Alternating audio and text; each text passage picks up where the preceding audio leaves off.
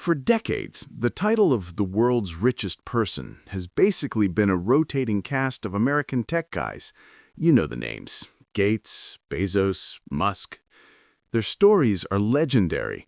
But what if I told you that for 4 straight years, the wealthiest man on the planet wasn't from Silicon Valley? He was a quiet tycoon from Mexico City, a man who, at his peak, had a fortune so vast it was equivalent to around 6% of his entire country's economic output. This is the incredible story of how Carlos Slim, the son of Lebanese immigrants, turned 2 of his country's darkest economic crises into a global empire that made him the king of the world. The underdog from Mexico City.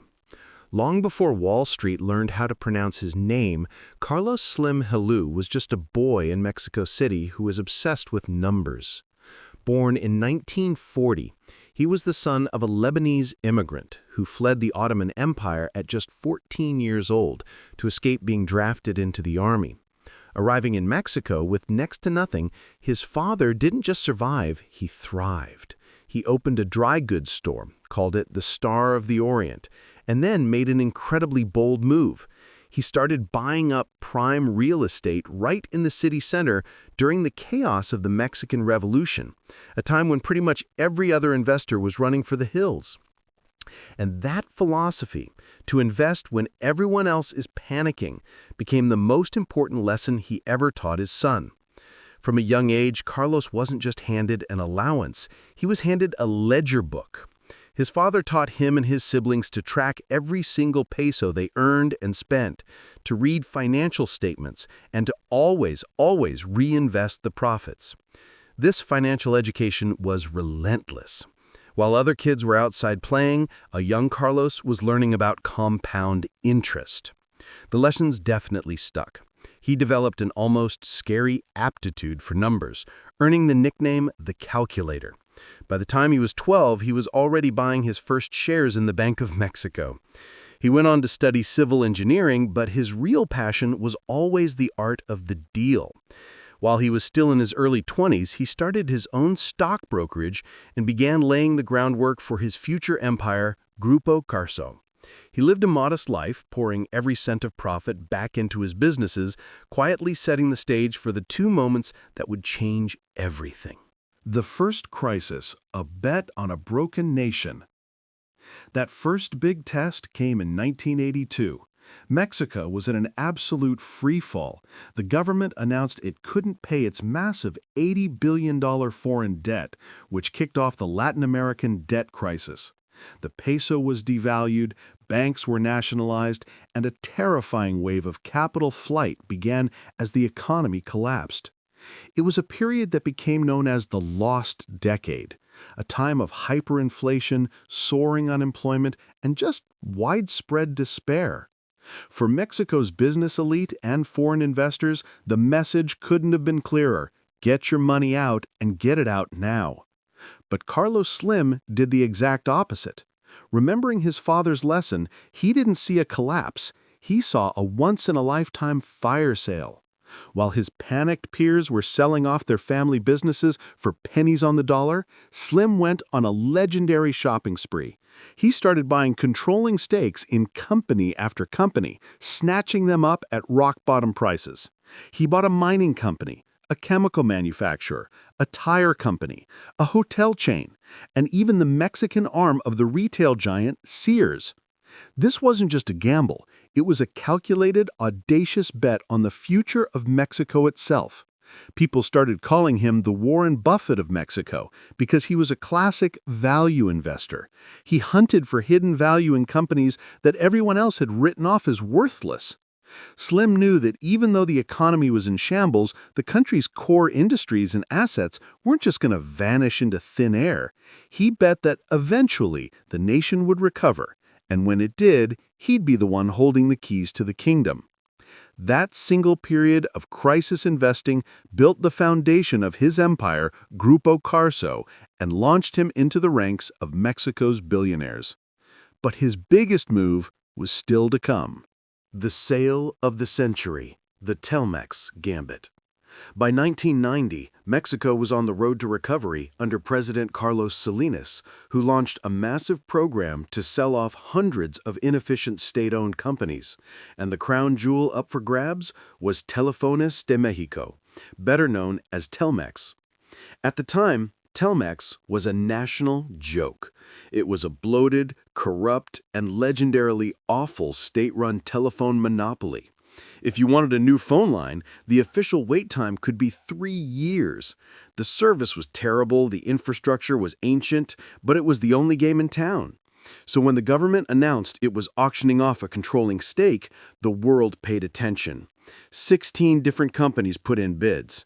But in the end, it was the group led by Carlos Slim, along with his partners Southwestern Bell and France Telecom, that won. In December 1990, they paid roughly $1.76 billion for a 20.4% controlling interest in the company. On the surface, it seemed like a huge risk, but Slim saw what others missed. He wasn't just buying a broken-down phone company, he was buying the entire communications nervous system of a country with over 80 million people. He had just locked down a virtual monopoly protected by the government for the next 6 years over an industry that was about to explode. He moved fast, consolidating his control over the company, sidelining his foreign partners, and installing his own ruthlessly efficient managers. He now had a machine that would print cash and fund his rise to global dominance. The monopoly machine and meteoric rise. With Telmex firmly in his grasp, Slim kicked off one of the most dramatic corporate turnarounds in modern history. He poured billions into the company, completely overhauling Mexico's telecommunications infrastructure. Between 1990 and 2010, Telmex invested over $32 billion in modernization, ripping out old copper wires and replacing them with fiber optics. But the real genius move was using the Telmex monopoly to conquer the next big thing, mobile phones. He spun off Telmex's wireless division into a new company called America Mobile, and its flagship brand, Telcel, would go on to completely dominate the Mexican mobile market. By the mid-2000s, Telmex controlled over 90% of all telephone landlines in Mexico, and Telcel controlled nearly 80% of all cell phones. It was a perfect ecosystem of control. Mexicans had little choice but to pay Slim's companies for their home phone, their internet, and their mobile service. Now, this dominance wasn't without controversy.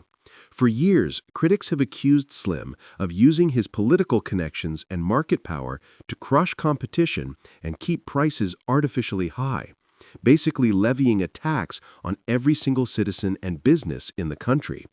The Mexican government eventually passed reforms to try and break up this dominance, but by then, the foundation of his fortune was already set in stone. From that fortress of cash flow, Slim expanded all across Latin America, snapping up telecom companies from Brazil to Colombia. America Mobile became the largest mobile phone operator in the entire region. He also diversified globally, famously becoming the largest single shareholder in the New York Times Company after giving them a crucial $250 million loan during the 2009 financial crisis. The king is crowned. And then, in 2010, it all paid off. Forbes magazine, the official scorekeeper of global wealth, announced that Carlos Slim Helú had officially surpassed Bill Gates to become the richest person in the world. It was a monumental moment. For the first time in 16 years, the world's wealthiest person wasn't an American.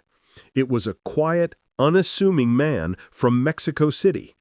He would hold that title for 4 straight years, from 2010 through 2013. At one point during this period, his fortune was estimated at $74 billion, a staggering sum built not on software and algorithms, but on concrete, steel, and phone lines. He had outmaneuvered the titans of tech and finance, all from an office in the very country that everyone else had once fled. But for a man with a colossal fortune, Slim is famously, almost stubbornly, frugal. He has lived in the same modest six-bedroom house in Mexico City for over 40 years. He often drives himself to work in an old Mercedes, avoiding the flashy lifestyle you see with so many other billionaires. It's a habit passed down directly from his father, a belief in reinvesting wealth rather than showing it off. Today, at 85 years old, Carlos Slim is still a powerhouse. While he no longer holds the top spot globally, his fortune remains immense. As of late 2025, the Bloomberg Billionaires Index estimates his net worth at around $99 billion, making him the 18th richest person in the world and, by a huge margin, the wealthiest in all of Latin America. His steady success is a stark contrast to how volatile other massive fortunes can be. For example, fellow Mexican billionaire Ricardo Salinas Pliego saw his wealth plummet by over 63% between 2024 and 2025 after his company's stock collapsed. A brutal reminder of just how fragile these empires can be. Slim, meanwhile, has remained remarkably stable, his wealth protected by a diversified portfolio that now spans retail, construction, mining, and finance. He has also poured billions into his philanthropic foundations, focusing on health, education, and infrastructure projects across Latin America. The story of Carlos Slim is more than just a tale of being rich. It's a masterclass in strategy, patience, and betting against the crowd. It's about a man who saw an incredible opportunity where everyone else saw only ruin. A man who bet big on his home country when the rest of the world had given up on it. He looked at a national crisis and a broken-down company and saw the building blocks of a global empire. His journey is proof that the path to unimaginable wealth isn't always paved in the tech hubs of California. Sometimes it's paved in the streets of a struggling economy by someone with the vision to see a future that nobody else can. If you enjoyed this deep dive, make sure to subscribe and hit that notification bell so you don't miss our next story. And let us know in the comments who is another business tycoon whose story we should tell next. Thanks for watching.